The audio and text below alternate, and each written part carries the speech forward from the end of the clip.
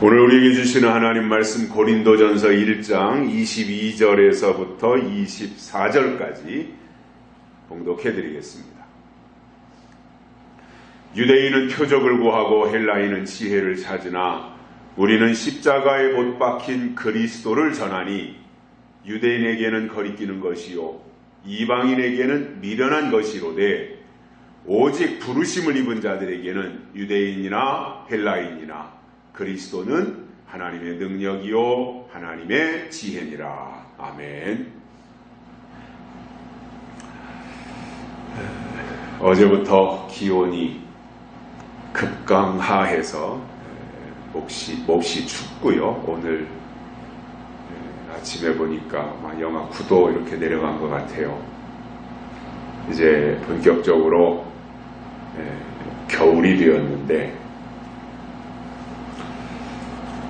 겨울나기를 잘 하시고 건강하게 지내셨으면 좋겠습니다. 저는 성경을 보면서 이러한 생각들을 많이 가져봅니다. 우리가 하나님을 꿈꾸는 것이 참 중요하다. 그래서 우리가 하나님에 대해서 꿈을 꾸면 하나님은 우리 때문에 춤을 추신다는 사실입니다. 그만큼 우리가 하나님의 꿈을 품고 하나님의 꿈을 이야기하고 하나님의 꿈을 증거하는 것을 하나님이 기뻐하고 계시다는 사실입니다. 성경에서 꿈은 예언을 말합니다. 그래서 하나님이 주신 예언에 대해서 우리가 간직하고 나누고 베풀고 전파할 때 하나님은 춤을 추신다는 거죠. 그렇게 기뻐하신다는 겁니다. 오늘 이 자리가 하나님을 춤추시게 하는 그러한 자리가 되었으면 좋겠습니다. 자, 하나님의 뜻과 인간의 생각은 정반대로 진행되는 경우가 거의 대부분입니다. 만약에 예수님께서 십자가에서 돌아가시지 않고 십자가를 짊어지고 골고다 언덕으로 올라가셔서 십자가에까지 매달리는 것은 했지만 만일 거기에서 돌아가시지 않고 뛰어내려왔더라면 엄청난 사람들이 예수를 믿었을 겁니다. 그 위력에 또 그 기적에 압도당해가지고 굉장히 많은 사람, 지금도 아마 부지기수의 사람들이 예수를 믿었을 겁니다. 만약 십자가에서 뛰어내려왔더라면. 그런데 유대인들이 볼 때 하나님의 아들이라고 말은 하고 3년 반 동안 다니면서 병자들도 고치고 이러한 일들을 많이 했는데 마지막에 가서 보니까 십자가를 짊어지고 낑낑대면서 힘들게 올라가고 채찍에 맞으면서도 저항도 반항도 하지 않고 그리고는 십자가에 매달려서 6시간 동안 매달려 계시면서 어떠한 극적인 상황도 연출하지 않은 채 그대로 돌아가셨으니까 유대인들의 입장에서는 유대인들이 가지고 있었던 성경 지식으로는 도저히 예수가 하나님의 아들이라고 인정할 수 없었던 겁니다. 왜냐? 유대인들 나름대로 메시아는 이래야 된다라고 하는 고정관념이 있었어요. 하나님의 아들이 오실 때는 이렇게 오신다라고 하는 틀이 있었어요. 자기들 나름대로 만들어 놓은 규격이 있었단 말이에요. 그런데 자기들의 생각의 틀에 예수님이 안 맞는 거예요. 그러니까 예수를 하나님의 아들로 메시아로 인정하지 않았던 것입니다. 자, 물론 저는 그렇게 생각합니다. 기독교가 표적도 필요하고 또 지혜가 필요합니다. 우리의 신앙생활에 유익이 된다면 때로는 기사와 이적 동원될 수 있습니다. 그러나 표적과 기사와 이적과 지식과 지혜와 이런 것들 앞에서 중요하게 생각해야 될 것이 있습니다. 표적이 누구를 통해서 나타나느냐, 어디서 나타나느냐, 어떻게 나타나느냐. 지혜가 누구를 통해서 어떤 방법으로 어떻게 나타나느냐. 표적이 나타날 때 어떤 반응이 있느냐, 지혜가 나타났을 때 어떤 현상들이 나타나느냐, 이러한 것들을 잘 살펴보고 분별할 필요가 있다는 거예요. 자, 왜냐하면 표적이라고 할 때 하나님이 주시는 것도 있지만 악한 영들이 가져다 주는 것도 있다고 하는 것을 우리가 성경을 통해서 알 수 있는데, 바로왕 앞에 간 모세가 능력을 행할 때, 표적을 행할 때 바로의 술객들도 모세가 하는 것을 그대로 행했다라는 것입니다. 그러니까 분별해야 된다는 거예요. 하나님이 보내신 자를 통해 나타난 표적이냐, 아니면 악한 영들에 사로잡힌 자들이 행하는 표적이냐, 이것을 분별하는 것은 중요한 거거든요. 그런데 사람들은 어떠한 오류를 범하느냐 하면, 교회에서 나타나는 것은 다 하나님의 능력이다, 이렇게 싸잡아서 생각을 하고 있어요. 기도원에서 나타나는 것은 다 하나님의 능력이다, 이렇게 착각들을 하고 있는 거예요. 그게 아니라 엄밀히 말하면 하나님이 보내신 자를 통해서 나타나는 것이라야 하나님의 것이니 분별하고 받아들여야 된다, 그거. 그래서 제가 엊그저께도 그 큐티에서 그 말씀을 드렸잖아요. 믿는 게 먼저가 아니라 시험하는 게 먼저다, 이거예요. 영들이 하나님께 속하였나 시험하라. 영들을 다 믿지 말고 영들이 하나님께 속하였나 시험하라, 이거예요. 믿는 게 먼저가 아니라 시험하는 게 먼저라는 거예요. 시험해보고 나서 확실하면, 시험해보니까 성경과 일치되면 그때 믿어도 늦지 않는다, 그거예요. 근데 시험하는 과정이 없이, 테스트하는 과정이 없이 무조건 주의 이름으로 나타나고 교회에서 나타나고 하나님의 이름으로 나타나니까 이것은 다 하나님의 역사다, 하나님의 능력이다라고 받아들일 경우에는 나중에 돌이킬 수 없게 된다는 거예요. 아니라고 확인이 되어도 돌이킬 수 없게 되는 경우가 다반사이기 때문에 마지막 때 부르심을 입고 마지막 때 신앙생활을 하는 사람들은 믿는 게 먼저가 아니라 시험하는 게 먼저다, 이거예요. 표적도 마찬가지입니다. 바울이 말하는, 이런 표적이 서울에 있는 어떤 교회 안에서 이런 표적이 나타났대. 그래? 야, 하나님이 아직도 역사하시네? 사람들이 이렇게 현혹될 수 있다는 거죠. 하나님은 복음서에서도 예수님을 보내셔서 이 땅에서 소경의 눈을 뜨게 하고 안진뱅이를 일으키고 38년 된 병자를 고치고 여러 가지 모양의 기적을 행하셨는데 이유가 있어요. 예수님이 행하신 기적의 이유가 있어요. 그게 뭐냐면 사람을 놀래키기 위해서가 아니라 하나님을 증명하기 위해서 그러한 기적을 행하셨던 거예요. 그렇다면 오늘날 만약에 교회 안에서 또는 기도원 안에서 또는 예수의 이름으로 행해지는 기사와 이적이 있다고 할 때 그것이 하나님을 증명하는 것이냐, 아니면 자기를 과시하려고 하는 것이냐, 이것에 대한 분별은 하고 가자, 그겁니다. 그래야 나중에 후회를 하지 않는 거거든요. 무조건 믿고 무조건 받아들이고 무조건 따랐는데 나중에 가서 보니까 구렁텅이로 빠지는 것이라고 하면 그때는 돌이키지 못하잖아요.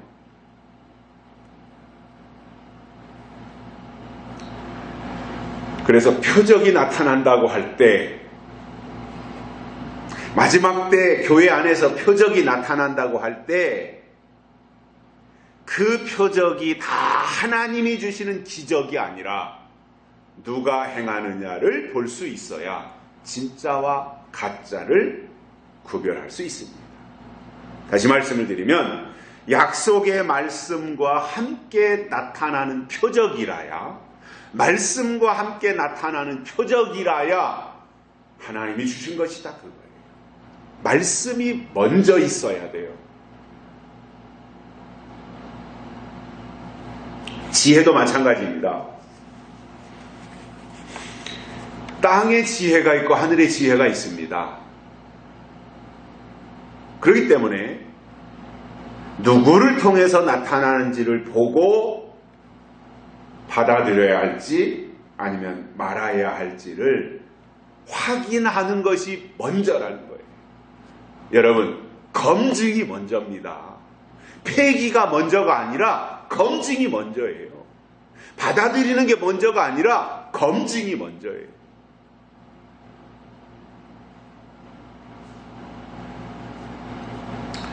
오늘 우리가 바울이 주신 본문 말씀을 통해서 하나님의 부르심을 받은 자들이 어떤 신앙을 가져야 하는가, 이것에 대해서 세 가지를 깨닫고 은혜를 받겠습니다. 첫째로, 보이는 것만 보면 안 된다, 이겁니다. 그래서 오늘 바울은 어떻게 말했어요? 유대인은 표적을 구한다, 이렇게 말했어요. 이 말이 뭐예요? 보이는 것만 보면 안 된다, 그 말이에요. 표적을 구하는 신앙. 그래서 유대인들의 신앙적 특징이 있었습니다. 그게 뭐냐면 표적에 있다라는 거예요. 보이는 거, 보여달라는 거예요. 나 보여줘라. 보여주면 믿겠다, 이거예요. 이것이 유대인들이 지배하고 유대인들이 장악했던 그 시대의 상황이었고 환경이었던 겁니다. 그래서 예수님이 부활하셨다고 하는 소식을 뒤늦게 듣고 쫓아온 게 도마라고 하는 제자였잖아요. 그러니까 도마는 내가 예수님이 십자가에 달려 돌아가시고 무덤 속으로 묻히는 것을 내가 봤는데 예수님이 부활하셨다는 것을 도저히 믿을 수가 없는 거예요. 도마의 입장에서는.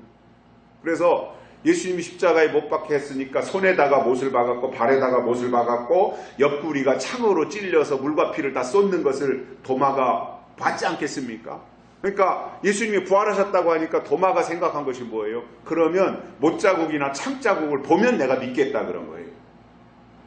예수님의 손바닥에 있는 못자국, 옆구리에 있는 창자국, 이것을 내가 보면 예수님이 부활하신 사실을 믿겠다, 이렇게 말하니까 예수님이 그때 나타나서 하는 말이 뭐예요?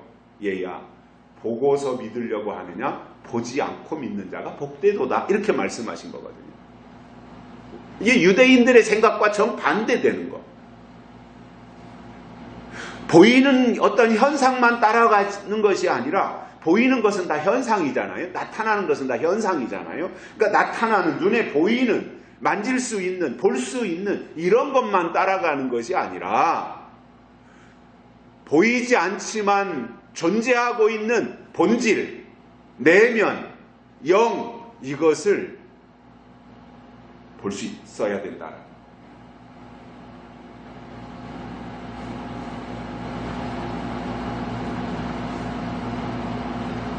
하나님은 비물질이거든요. 영이니까.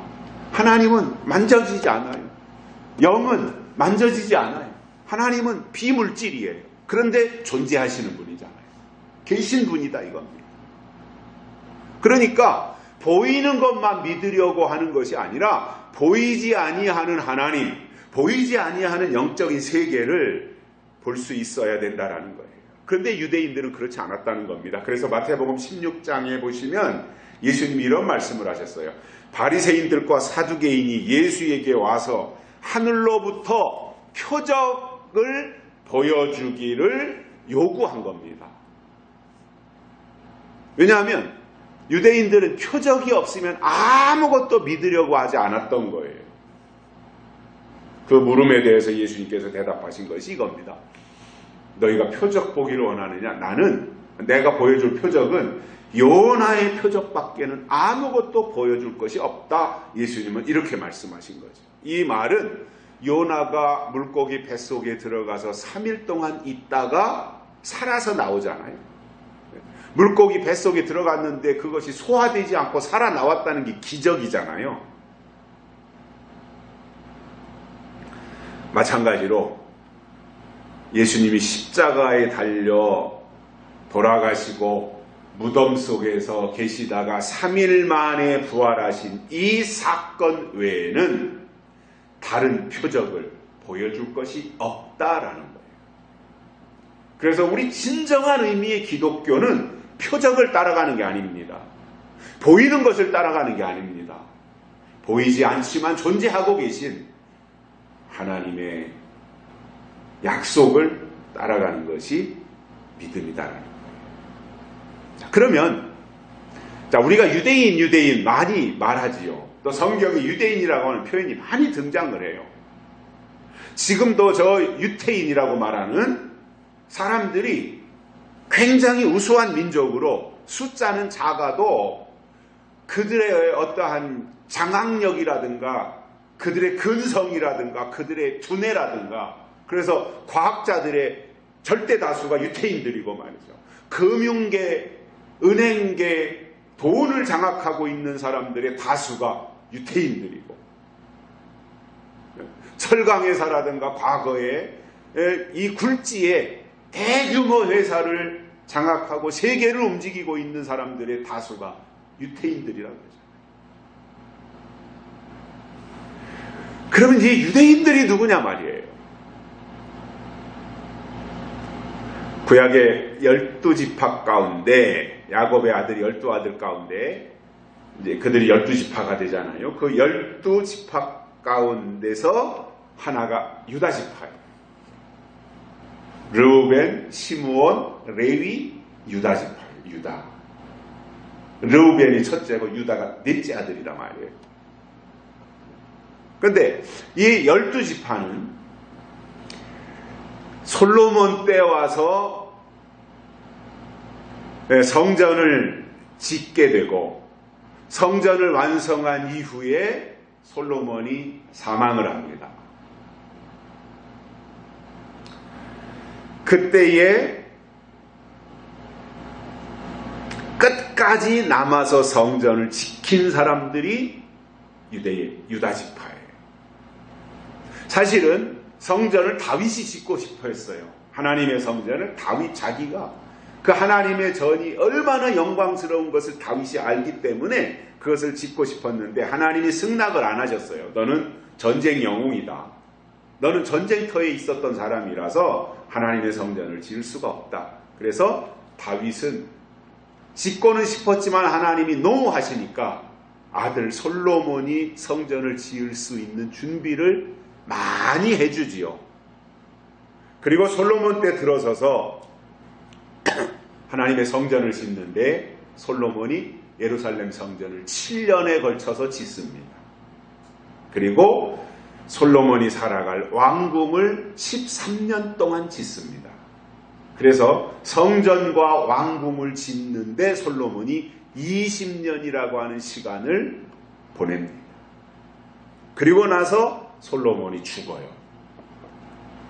그리고 솔로몬의 아들이 르호보암인데 아버지가 죽었으니까 아들이 왕이 되었습니다. 르호보암이 왕이 되었어요.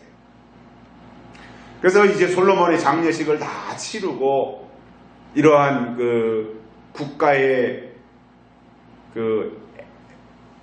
이 장례라든가 이런 것들 절차를 다 마치고 어느 정도의 기간이 지난 후에 어느 날 12지파의 원로들이 르호보암 왕을 찾아왔습니다. 그리고 왕에게 한 가지 제안을 했습니다. 그것이 열왕기상 12장 4절에 나오는데 이런 말을 합니다. 원로들이 왕의 부친이 그동안 성전을 짓고 왕궁을 짓는다고 우리의 멍에를 무겁게 하였는데 이제 선왕은 돌아가셨고 이제 아드님이신 르호보암께서 왕이 되셨으니 이제 아버지가 우리에게 시킨 고역과 매운 무거운 멍에를 가볍게 해주십시오. 그리하면 우리가 왕을 섬기겠습니다.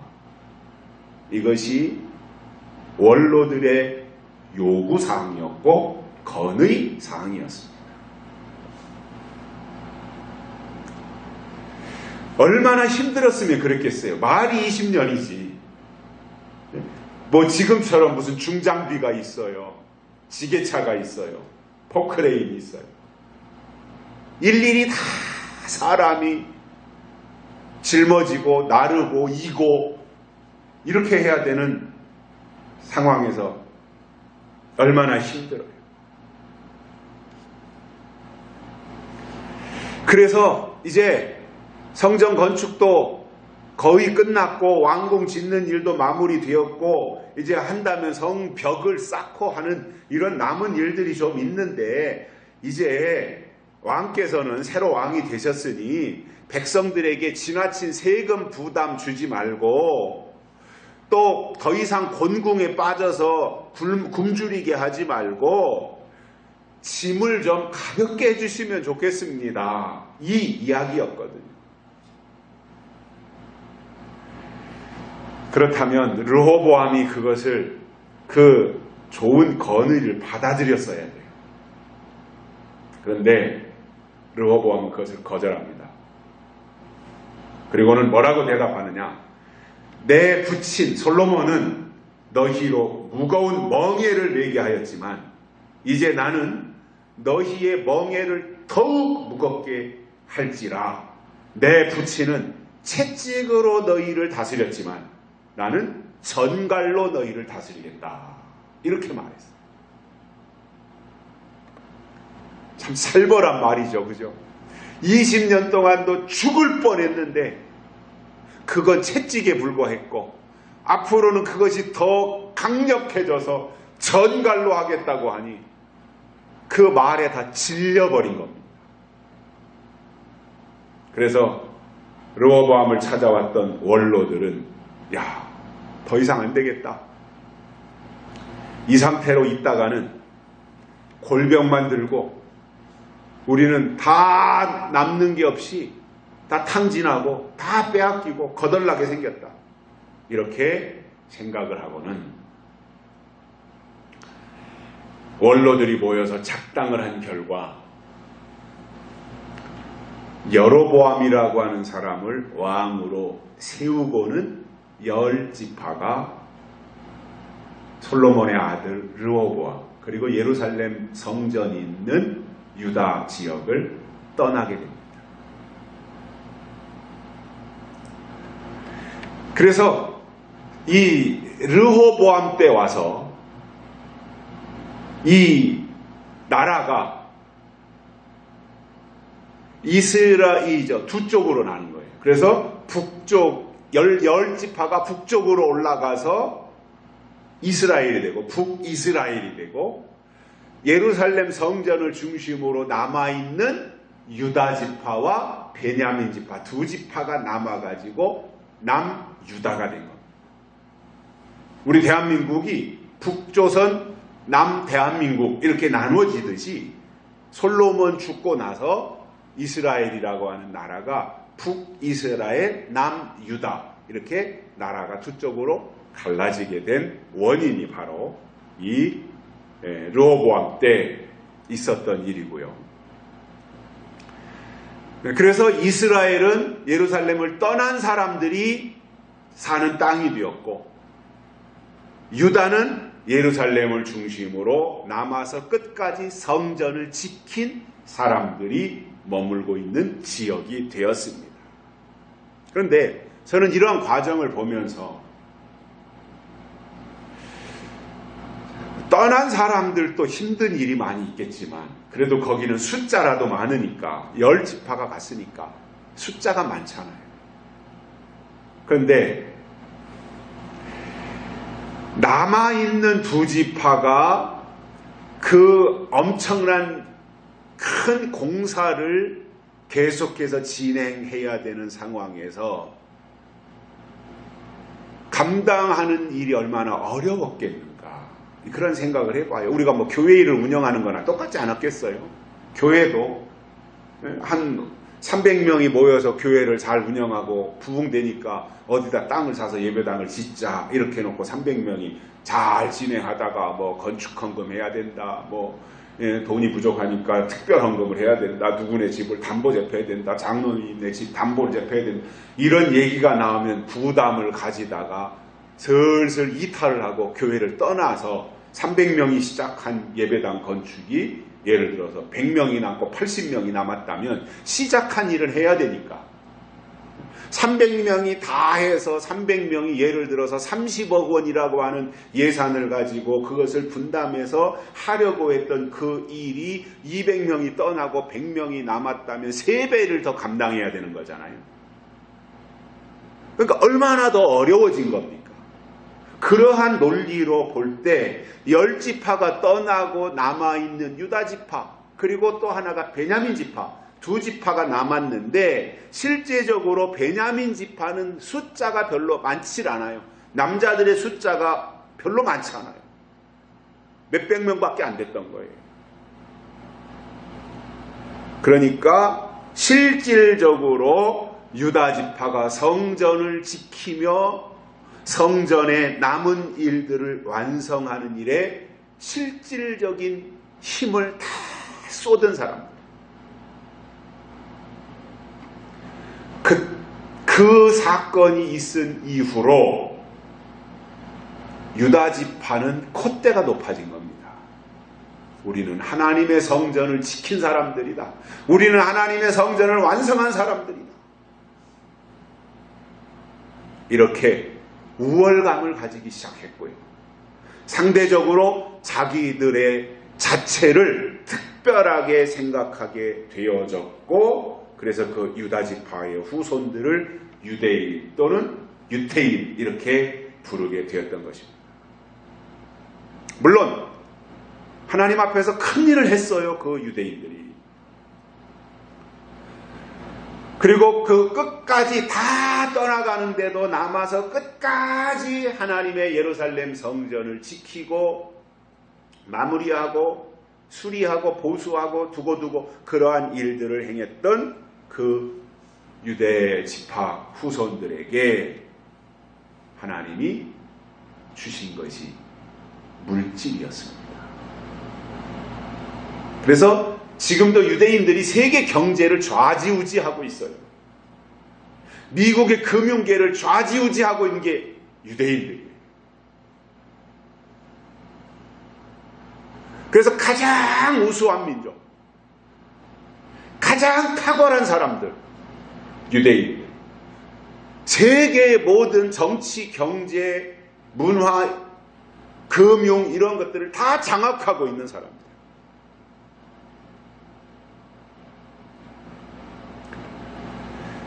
그뿐 아니라 외적으로는 그렇게 하나님이 물질을 주셨고요. 또 한 가지는 영적인 것을 하나님이 유대인들에게 주셨는데 그게 뭐냐면 유대인들에게 하나님이 계시를 주신 거예요. 그래서 하나님의 약속이 유다지파의 후손들에게 제공이 되어져요. 엄청난 거예요. 육적으로는 물질을 주셨고 영적으로는 하나님의 약속을 제공해 주시는데 우리가 성경을 보면 성경의 족보를 보면 유다지파에서 다윗이 태어났고 유다지파에서 스룹바벨이라고 하는 특별한 사람이 태어나서 성전을 다시 재건하는 일을 했고 그리고 유다지파를 통해서 초림 예수님이 이 땅에 오신 겁니다. 이 얼마나 큰 일이에요. 이 유다지파가 하나님과 관계되어진 그때 당시에 성전에 법궤가 있고 법궤가 있는 곳에 하나님이 계신 거잖아요. 예루살렘 성전이 하나님의 집이었고 하나님의 전이었던 거잖아요. 그것을 끝까지 사수했단 말이에요. 그랬더니 하나님이 그러한 은혜를 베풀어 주십니다. 근데 이것으로 끝나지 않습니다. 유다지파 보면 마지막 때가 돼서 요한계시록의 인봉한 말씀을 열어주실 때도 계시록 5장에 보면 유대지파 다윗의 뿌리가 이기었으니 인봉한 것을 떼시리라 그랬어요. 하나님이 인봉한 것을 떼실 때도 유대지파 다윗의 뿌리가 이기니까 그 7인으로 봉해 놓으셨던 계시록의 말씀을 열어주신다. 그 계시록에도 유다 지파가 나오잖아요.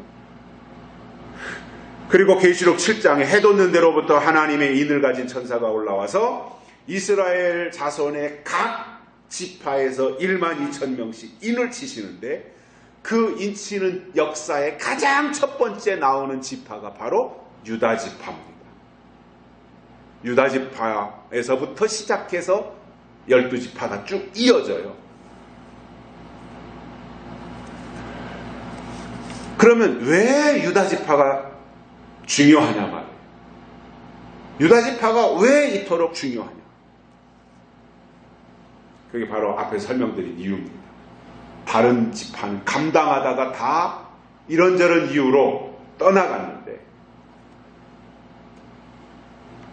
유다 지파는 남아서 끝까지 하나님의 일을 사수했고, 그 결과 아브라함의 연속성을 유지하는 지파가 되었다.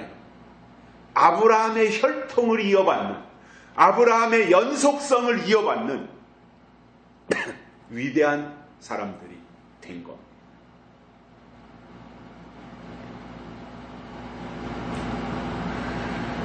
그래서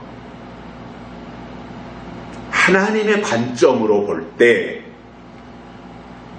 하나님은 두 가지로 구분을 하십니다. 하나님의 약속이 있는 민족과 하나님의 약속이 없는 민족. 그 기준이 바로 약속에 있다는 거예요. 그 약속이 유대인들에게 제공이 되었다 이 말이에요.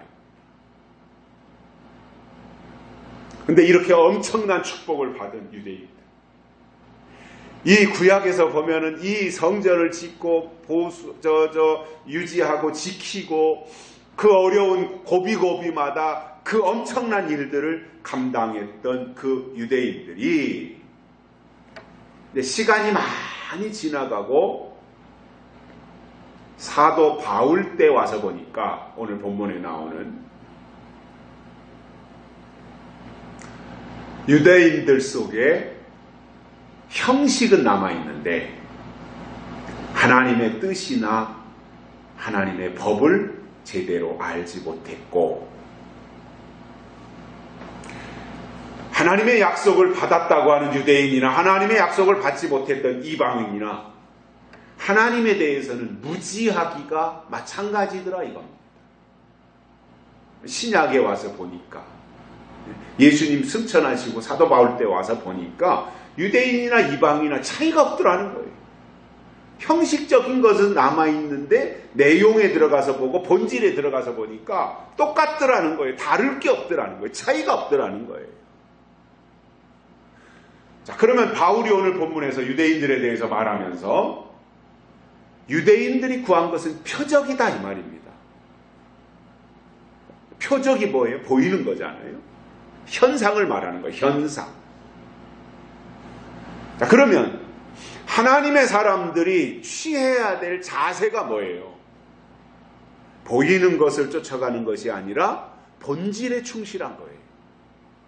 신앙이라고 하는 것은 어떠한 형식도 때로는 필요하고, 우리가 예배 드리는 이 자체가 예배 시간에 구성되어져 있는 주보에 나와 있는 어떤 순서나 이런 것들이 하나의 형식이잖아요.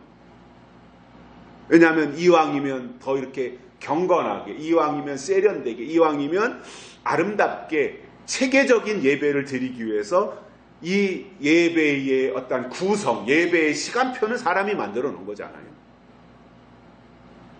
근데 이것은 형식이에요. 물론 형식도 필요하고 형식도 중요해요. 언제 형식이 중요하냐면은 그 형식 속에 내용이 담겼으면 형식은 중요한 거예요. 근데 형식은 갖추고 있는데 더 중요한 형식 속에 있어야 될 내용은 빠지고 형식만 남았다. 그러면 형식은 의미가 없는 겁니다. 내용이 더 중요하고 본질이 더 중요하다. 자, 이런 것을 놓고 이제 어떠한 교회의 다툼, 어떠한 그 신학적 논쟁 이런 것들이 가끔씩 이루어지는 것을 볼 수 있어요. 어떤 사람은 형식이 더 중요하다 말하는 사람이 있고, 어떤 사람은 내용, 본질이 더 중요하다 이렇게 말하는 사람이 있을 수 있어요. 그 양쪽 주장이 다 맞을 수 있습니다. 그러나 저는 그렇게 생각합니다. 형식 필요하고 형식 중요합니다. 그러나 형식 속에는 반드시 내용이 담겨져 있어야 그 형식이 올바른 형식이 될 수 있다는 거예요. 내용이 빠지고 본질이 잘못되어지고 이렇게 겉으로 볼 때는 찐빵이라서 맛있게 생각했는데 찐빵이 찐빵으로서 맛있게 우리가 먹으려면 뭐예요? 찐빵 속에 담겨진 단팥이 들어있을 때 찐빵의 가치가 있는 거잖아요. 근데 김이 모락모락 나고 요즘같이 추운 날씨 길 가다 보니까 찐빵을 팔아서 요즘 안흥찐빵이라고 하니까 최고로 맛있는 안흥찐빵 저것 좀 사먹고 추위를 녹여야 되겠다고 한 봉다리 사가지고 가서 먹으려고 보니까 속에 앙꼬가 없네. 이 단팥이 들어있어야 되는데 없네. 그러면 속았다 생각이 들 거 아닙니까?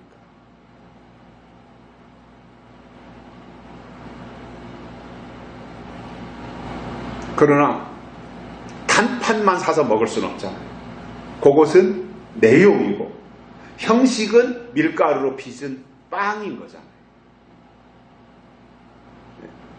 자, 우리가 이 하나님을 말하는 데 있어서 하나님의 약속이 본질인데 약속이라고 하는 이 본질은 예배라고 하는 이러한 형식을 통해서 제공이 되는 거랍니다. 그래서 두 가지가 같이 다 구비가 되어야 되는 거잖아요. 이 형식 속에 내용이 담겨져 전달되어질 때 그것이 온전한 것이 되는 거죠. 그런데 정작 중요한 본질은 빠지고 형식만 가지고 나간다면 그 형식은 의미가 없다라는 겁니다. 그래서 본질이 빠지게 되어지면 사람들은요, 눈에 보이는 것만 따라가는 신앙이 되고 만다는 겁니다. 이것은 하나님 앞에 그렇게 중요한 것은 아니라는 거예요. 자, 구약시대의 히브리 사람들 또는 이 유대인들을 보면 아브라함에 대한 존경심과 자부심을 특별하게 가지고 있었어요. 그래서 그들은 하나님을 부를 때도 기도할 때도 아브라함의 하나님, 이삭의 하나님, 야곱의 하나님, 그리고 나의 하나님 이렇게 불렀던 거예요.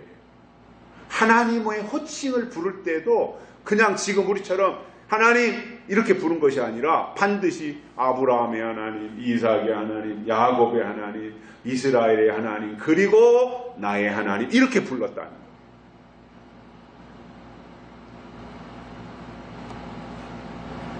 그런데 그러한 형식을 보면 그들이 전통을 지켜오고 그 조상들이 해왔던 그대로 그 형식을 유지하면서 나가고 있으니까 그들은 여전히 유대인들이고 그들은 여전히 하나님의 선민이고 이렇게 생각할 수 있는데, 그러나 하나님 편에서 볼 때는 하나님이라고 부르는 것보다 더 중요한 하나님의 약속이 있느냐, 약속이 있어서 그 약속을 포함해서 하나님을 부르느냐, 약속이 빠진 채로 형식적으로 하나님을 부르고 있느냐, 이 차이는 엄청나다.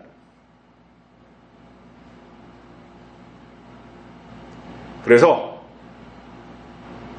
유대인들은 표적을 구했던 것처럼 지금 이 시대에 신앙생활하는 사람들이 보이는 어떤 것에 치우쳐서 보이는 것만 따라가는 것이 아니라 성경을 통해서 이 시대에 우리에게 보내주시는 약속을 깨닫고 그리고 그 다음 단계로 나아갈 수 있는 신앙의 형식을 갖추어야 그 신앙의 형식 속에 내용으로 약속이 포함되어지는 신앙이라야 하나님께로 나아갈 수 있는 것이지, 표적이나 구하고 표적이나 보면서 하나님이 하시는 일을 인정하려고 했던 유대인들처럼 되면 안 된다라는 겁니다. 보이는 것만 따라가지 말고 보이지 아니하는 본질을 더 소중히 여겨야 된다, 그 말입니다. 두 번째로는 내 생각대로 따라가면 안 된다 그겁니다. 이 말을 바울이 어떻게 표현했느냐? 헬라인은 지혜를 찾는다 그거예요. 헬라인의 지혜라고 하는 것은 사람의 생각 속에서 개발되어져 나오는 것이었어요.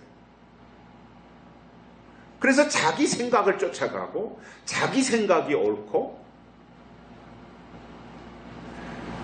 이것이 헬라인이에요. 그래서 한 2000년 전에 그 이전부터 이 헬라의 철학, 플라톤이라든가 이런 사람들이 다 헬라 사람들이잖아요. 그리스. 이 영향력이라고 하는 것이 지금까지도 엄청난 영향력을 미치고 있거든요. 지식과 지혜라고 합니다. 자, 그러면 바벨탑 사건 이후의 지구상에는요, 말이 통하는 사람들끼리 모여 살기 시작한 거예요. 언어가 통해야 살 거 아니에요? 그러니까 바벨탑 사건 이전에는 노아의 홍수 사건 이후에 이제 노아의 세 아들, 세 자부가 나와서 다시 새로운 인류가 만들어지잖아요. 그러다가 어느 정도 시간이 지나갔을 때 그 노아의 손자 니므롯이, 함의 손자 니므롯인가요? 함의 손자 니므롯이 그 바벨탑을 쌓거든요. 그때에 바벨탑 쌓는 것을 바벨탑 사건 이전까지는 인간의 언어가 하나였어요. 에덴 동산에서부터 하나의 언어를 써왔어요. 바벨탑 쌓을 때까지. 하나의 언어. 그런데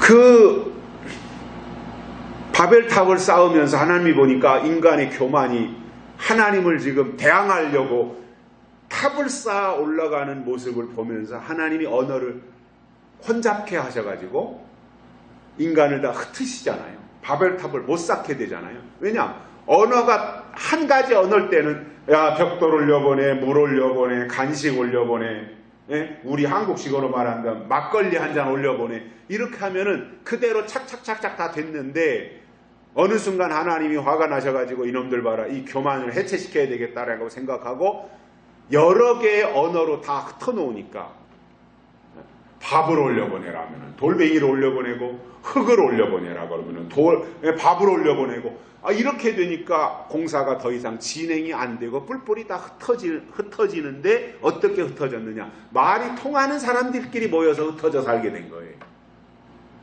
그때부터. 그래서 다양한 민족이 생깁니다. 그럼 여기서 바울이 말한 헬라인은 유대인에 대한 개념과는 반대로 설명한 것입니다. 유대인과는 반대 개념으로 헬라인이라고 하는 단어를 쓴 겁니다. 그래서 이 세상에 여러 민족들이 많이 있지만 사도 바울은 본문에서 헬라인 아니면 유대인 이렇게 구분을 해놓은 거예요.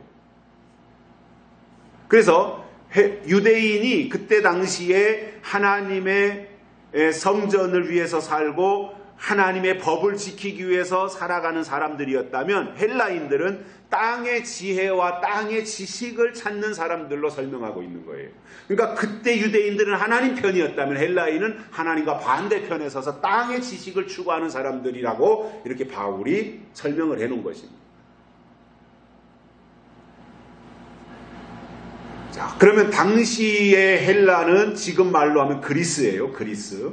터키 위에 있는 그리스라고 하는 나라인데 옛날부터 철학과 학문과 지식이 매우 발달했던 것입니다.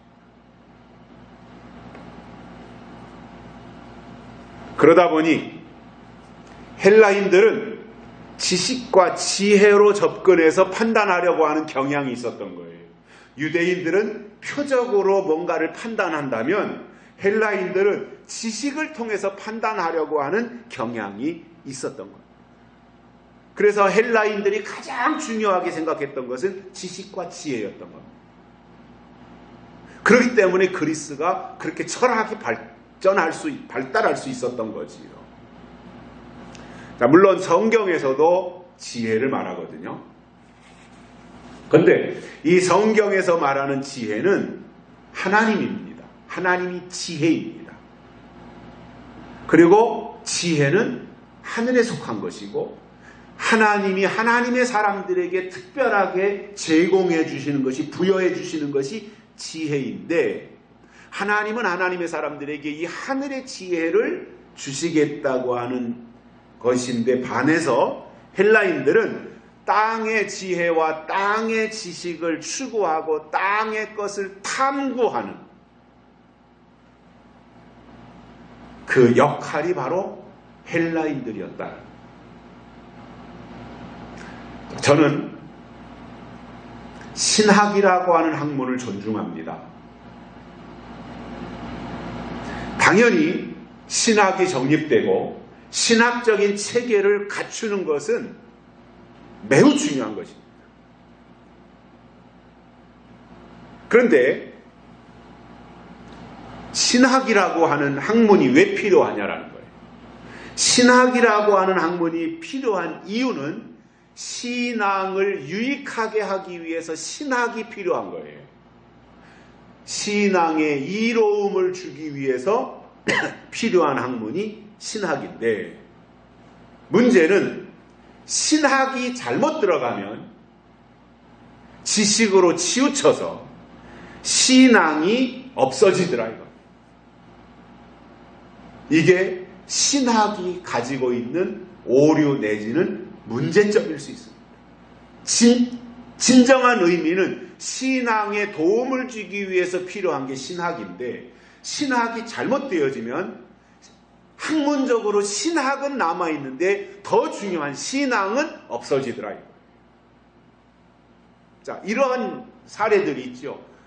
옛날에는 고등학교를 졸업하지 않아도 대학 과정인 신학교에 들어가는 케이스들이 있었어요. 지금은 이제 그런 것들이 거의 없어졌지만, 그러니까 고등학교를 졸업하지 않아도 학벌이 초등학교를 졸업했어도 중학교를 졸업했어도 신학교에 입학을 해서 신학 공부를 하고 목사가 될 수 있었던 적이 과거에 있었어요. 왜냐? 그때 당시에는 기도를 많이 한다고 사람들이 교회에서 살고 금식하고 이런 시대잖아요. 지금으로부터 한 40년 전 이런 무렵만 하면. 그러면 그때 그렇게 열심인 사람들이 교회에서 목사님이나 전도사님들이 보니까 저분은 정말 신앙이 너무 좋고 뜨거우니까 저런 사람들은 전도자가 되어야 된다. 그래서 추천해가지고 신학교를 보내면 학벌은 좀 부족하지만 이렇게 추천을 해서 이 사람은 신앙이 너무 뛰어나니까 이런 사람들을 신학교에서 받아서 훈련시켜서 목회자가 되고 전도자가 되게 해야 된다라고 하면 그러한 사람들을 모아서 야간 신학교라든가 이런 데서 해서 가르쳐서 목사로 배출하는 과정들이 과거에는 있었단 말이에요.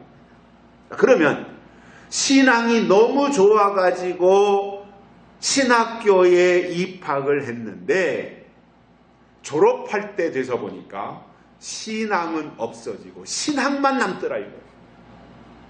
그러면 저는 신학교 안 간 것만 못하게 됐다 그렇게 생각을 하는 거예요. 물론 드문 케이스이긴 하겠지만 제가 말씀하고자 하는 것은 뭐냐 하면은 학문적인 신학보다는 영적인 신앙이 더 중요하다 이겁니다. 그리고 신학이라고 하는 것이 신앙에 유익을 주지 못하는 신학이라면 의미가 없다라는 겁니다. 아무리 신학 박사라고 할지라도 그 학문이 개개인의 신앙을 바르게 인도하고 유익하게 하고 바르게 교훈하고 바르게 이끌고 하는 것이라면 그 신학은 좋은 것이라고 봅니다. 또 한 가지 저는 교회는 꼭 필요한 기관이라고 생각하는 사람입니다. 교회는 꼭 존재해야 되는 것입니다. 그런데 교회가 해야 될 역할이 무엇이냐라는 거예요. 교회가 존재해야 되는 이유가 뭐냐 하면 땅에 속한 사람들을 거듭나게 해서 하늘에 속한 사람으로 변화시키는 것이 교회라는 거예요. 하나님을 기쁘시게 하는 사람들로 변화시키는 거예요. 그래서 세상 방식대로 살던 사람들이 교회 안에 들어와서 여기서 완전히 돌이켜서 거듭나서 하나님의 방식대로 사는 사람들로 바꾸어진다면 저는 교회의 역할을 충실히 했다고 봅니다. 그런데 사람들을 교회에다 불러다 놓고 성경 공부를 하고 제자 훈련을 시키고 머리로는 성경을 공부해서 많이 알고 하나님에 대해서 이론적으로 하나님에 대해서 지식적으로는 아는데 하나님과의 진정한 의미의 영적인 만남이 없고 하나님이 나타내시려고 예비하신 하나님의 뜻이 무엇인지 모른다면 그것은 헬라인에 불과하다. 지식을 탐구하는 헬라인에 불과하다. 하나님 앞에 나왔다면 물론 이론적으로 지식적으로 성경을 배워서 하나님을 아는 것 필요하지만 그것을 통해서 하나님과의 만남 또 하나님을 체험하고 하나님이 정말 나의 주 나의 하나님이라고 하는 이런 고백으로 연결되지 아니하는 이론적으로 하나님을 아는 것으로 그친다면 그것은 헬라인들이 구하는 지식에 불과하다라는 거예요. 지식은 교만하게 하는 것이라 그랬죠, 성경에. 그 지식이 그 사람을 구원하겠느냐 말이에요. 이론적으로만 알고 있는 그것이 그 사람에게 하나님 나라에 가는데 어떤 유익이 있겠냐라는 거예요.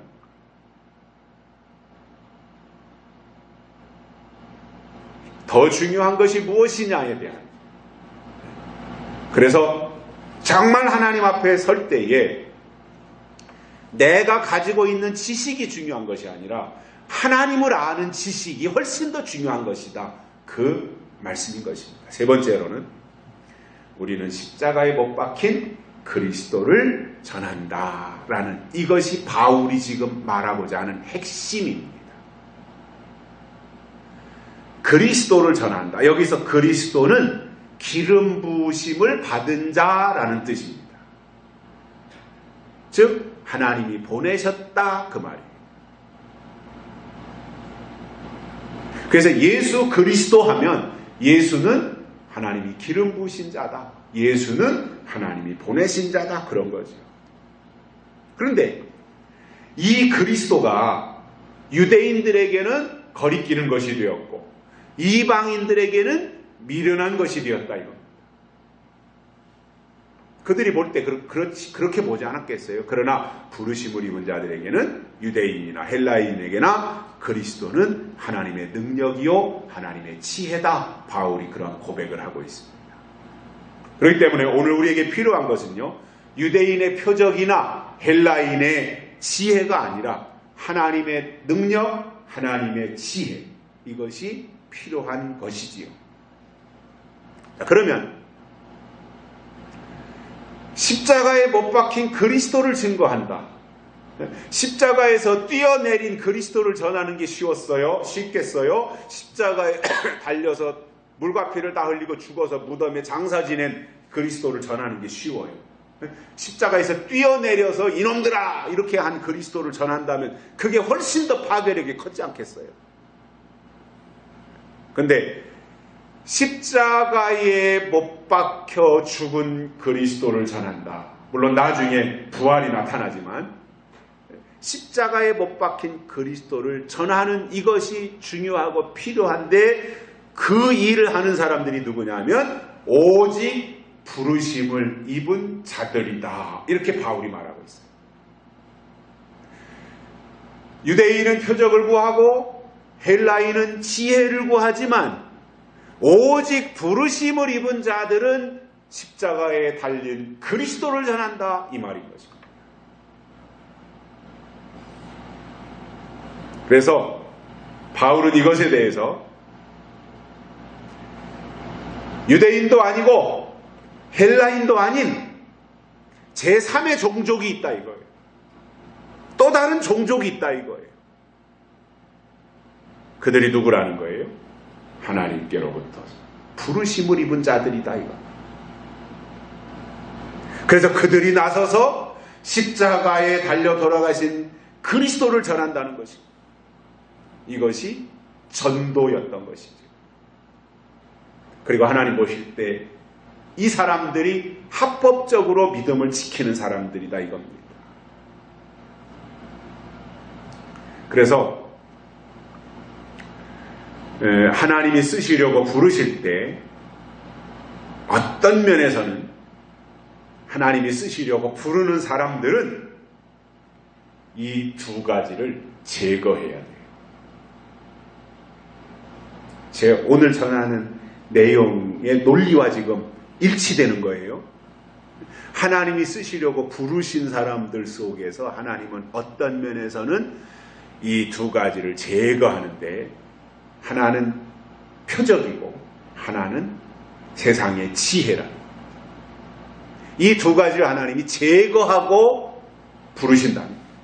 부르신 자들 속에는 이 두 가지가 없어야 된다라는 거예요. 만약에 하나님이 능력과 지혜를 유대인들이 보기를 원했던 세상의 표적과 유대인들이 가지기를 원했던 세상의 지혜를 다 주셔서 하나님이 부르시고 이 시대에 이 일들을 맡기셔도 사실은 감당하기 어려운데 그러한 것들을 다 없애고 부르신다. 그러면 그 일을 감당하기가 얼마나 어렵겠습니까? 사람들이 볼 때 무능력해 보이고 존재감도 없어 보이고 무식해 보이고 땅의 지혜가 있어야 사람들하고 이야기해도 어느 정도 이게 소통이 되고 하는데 이 땅의 지혜 자체를 다 버리고 하나님이 부르셨을 때 사람들이 볼 때는 무지해 보이지 않겠어요? 그러니 사람들이 별로 관심이나 갖겠습니까? 만약에 영훈교회가 재림신앙을 강조하는데 여기에서 팡팡 표적이 나타나고 암 환자들이 왔다 가는 그냥 다 고침받고 가고 설교 한 번 듣고는 당뇨병 환자들이 다 고침받고 가고 이렇게 한다면은 아마 한 일주일이면 전국에서 소문이 나가지고 서산이 버글버글하지 않겠어요? 그렇게 해주는 방법이 얼마나 쉬운 방법이에요. 전파하기가 얼마나 쉬워요. 그죠? 과거에 뭐 할렐루야 기도원 이런데 역사한 것처럼. 그런데 그러한 모든 것을 다 오히려 하나님은 제거시키고 오직 십자가에 못 박힌 그리스도만을 말하라고 그것만 말하게 하고 나머지는 다 오히려 없애고 부르셨다라고 할 때 무능력한 거잖아요. 인간의 입장에서 보면. 그리고 오직 말씀만 증거하라 이거예요. 그리스도만 증거하라 이거예요. 근데 그것이 그 시대의 부르심을 입은 자들의 자세라는 겁니다. 하나님이 그렇게 만들어주셔서 말씀만 전하게, 그리스도만 전하게 하셨다 그 말입니다. 저는 이 부분을 보면서 하나님이 원하시는 것은 우리를 통해서 어떠한 표적과 기사와 이적과 능력과 지혜와 지식과 이러한 것을 나타내려고 하는 게 하나님의 목적이 아니구나. 하나님의 근본적인 목적은 뭐냐? 이 시대에 주신 하나님의 약속의 말씀을 증거하는 것이 목적이구나. 그 목적으로 가다 보면 하나님이 필요하다면 하나님이 하실 일들은 있겠지만 부르심을 받은 자들 속에서는 오히려 유대인들이 구했던 것과 헬라인들이 구했던 그것은 다 제거하고 하나님의 말씀만 담으셔서 하나님의 일을 하나님의 방법으로 하게 하시는 거구나 라는 깨달음을 가지게 되었던 겁니다. 결론적으로 보이는 것, 나타나는 것, 그럴듯한 어떠한 것에 속아 넘어가지 마십시오. 마지막 때는 속지 않고 분별하는 게 믿음입니다. 그러니 유대인이라고 폼 잡을 필요도 없어요. 헬라인이라고 자만할 필요도 없어요. 아무 기적이 없다고 기죽을 이유도 없어요. 다만 이 시대에 이 타락하고 이 뒤섞이고 이 정체성이 혼란스러워지는 이 시대에 하나님께로부터 부르심을 입은 자체가 최고의 표적이고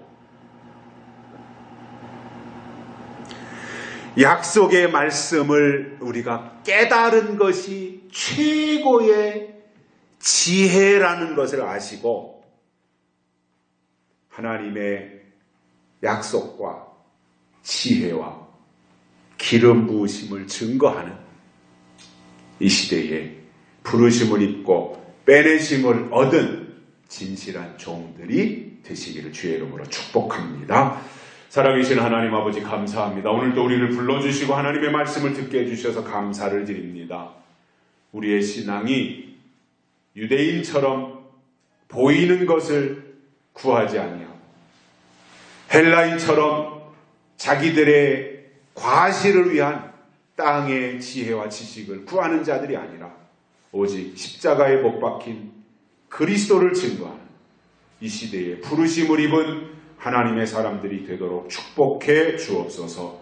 다시 오실 예수님의 이름으로 간절히 기도드리옵나이다. 아멘.